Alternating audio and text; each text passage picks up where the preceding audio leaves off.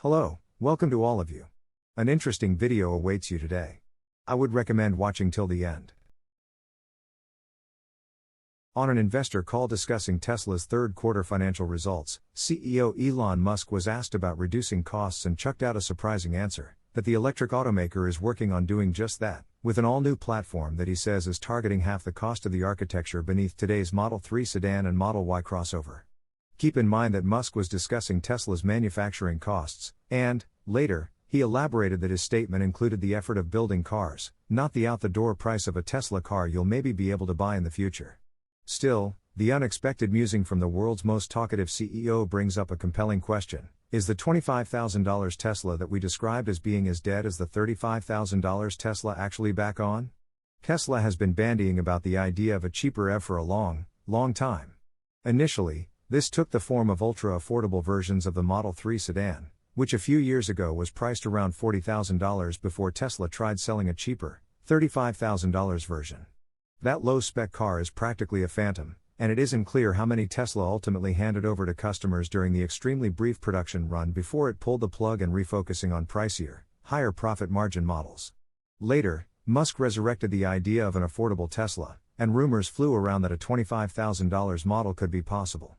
That idea was publicly shut down earlier this year. The company also seems to have reneged on its promised $40,000 pricing for the perpetually almost happening Cybertruck, and has since taken pricing off that truck's webpage.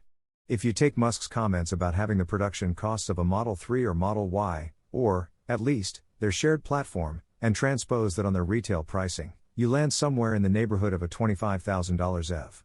Today's Model 3, following numerous price increases, is now essentially a $50,000 car in its lowest priced form. The Model Y is pricier still.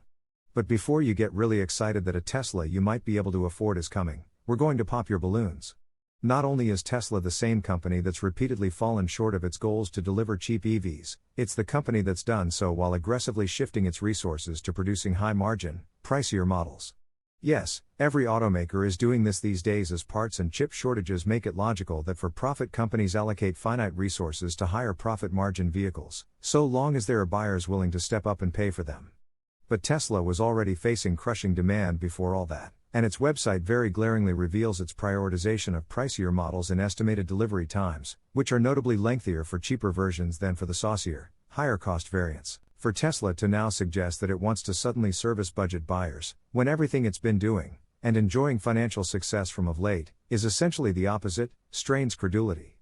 And that's before you consider how Tesla is famously late with new vehicle launches.